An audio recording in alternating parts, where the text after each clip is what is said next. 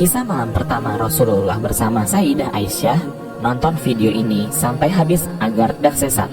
Kisah pernikahan Rasulullah dan Siti Aisyah sangat perlu dijadikan referensi bagi pasangan yang hendak berumah tangga. Apalagi Anda seorang laki-laki yang menikahi wanita yang umurnya lebih muda dari suami. Rasulullah merupakan suri tauladan bagi umat manusia. Selain seorang nabi dan rasul, beliau juga sebagai contoh suami yang layak untuk ditiru oleh semua laki-laki. Tentang bagaimana bersikap terhadap istri di malam pertama akan digambarkan jelas dalam video berikut ini dan juga merujuk pada hadis yang sahih. Bulan Syawal mengingatkan kita pada sejumlah peristiwa penting dalam sejarah Islam. Salah satunya adalah pernikahan Rasulullah dengan Siti Aisyah. Peristiwa ini tidak saja menjadi catatan sejarah penting, tetapi juga sekaligus sebagai pembantah keyakinan bangsa Arab, yang mana saat itu ada sebuah keyakinan bahwa bulan ke-10 dalam penanggalan Hijriah ini sebagai pantangan untuk melakukan pernikahan. Ahmad Dawashi dalam As-Siratun Nabawiyah wa Dawah fi Al-Makki melaporkan Rasulullah menikahi Siti Aisyah jarak 3 tahun setelah kewafatan Siti Khadijah, istri pertamanya. Akad pernikahan dilakukan di Makkah saat usia Aisyah masih 6 tahun. Nabi baru menggaulinya ketika Aisyah sudah berusia 9 tahun. Dikutip dari Ahmad Dawashi dalam kitab yang berjudul As-Siratun Nabawiyah wa Dawah fi Al-Makki halaman 374. Pernikahan Rasulullah dan Siti Aisyah berdasarkan petunjuk langsung dari Allah. Sebelum menikahi Aisyah, Rasulullah mendapatkan isyarat untuk menikahinya melalui mimpi yang dialaminya sampai 3 kali. Sebagaimana diketahui, mimpi seorang nabi adalah wahyu. Dalam hadis riwayat Muslim dijelaskan dari Aisyah, ia berkata bahwa Rasulullah bersabda, "Aku bermimpi tentangmu selama 3 malam.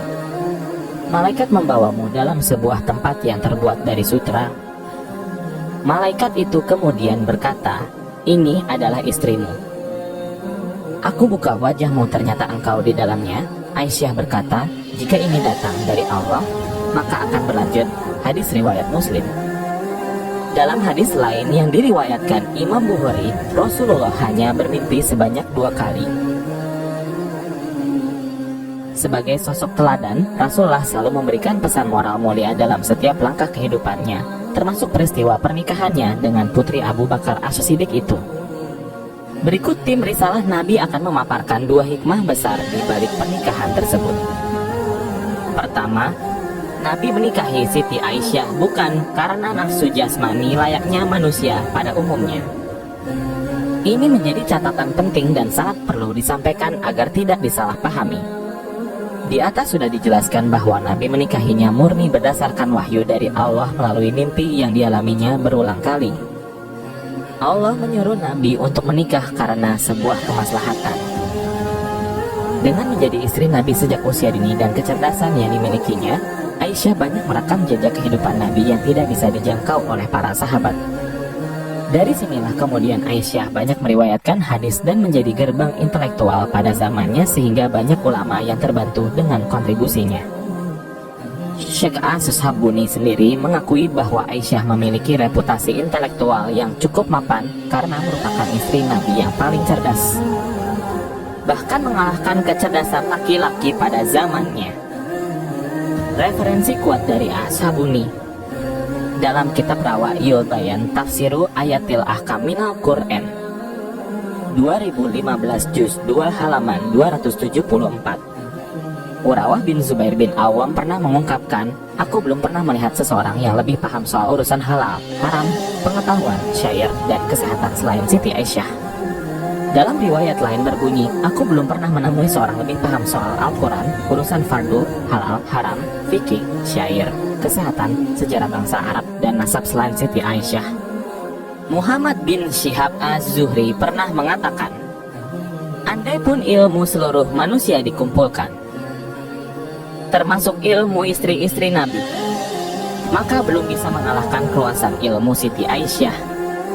Sulaiman An-Nadawi dalam kitab Siratus Sayyidah Aisyah halaman 228.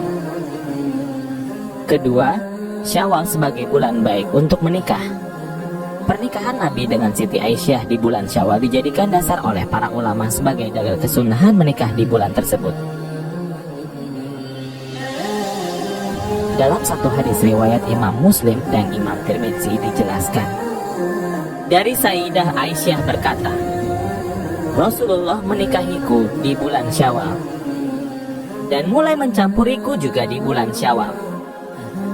Maka istri beliau manakah yang kiranya lebih mendapat perhatian besar di sisinya daripada aku? Salah seorang perawi berkata, dan Aisyah merasa senang jika para wanita menikah di bulan Syawal. Hadis riwayat Muslim dan At-Tirmidzi. Berangkat dari hadis di atas, Imam Nawawi menjelaskan bahwa hadis ini menjadi dasar anjuran menikahkan, dan melakukan hubungan suami istri di bulan Syawal. Selain itu, ucapan Siti Aisyah di atas juga sekaligus membantah keyakinan bangsa Arab saat itu yang menjadikan Syawal sebagai bulan pantangan untuk menikah, yang ternyata keyakinan tersebut merupakan warisan zaman jahiliyah yang sama sekali tidak memiliki dasar. Keterangan dalam sebuah kitab karangan An-Nawawi yang berjudul Al-Minhaj Syarh Sahih Muslim bin Al-Hajjaj 1392 Hijriah, juz ke-9 halaman 209. Malam pertama Rasulullah bersama Sayyidah Aisyah. Malam pertama adalah malam di mana kedua mempelai melakukan hubungan kelamin pertama kali.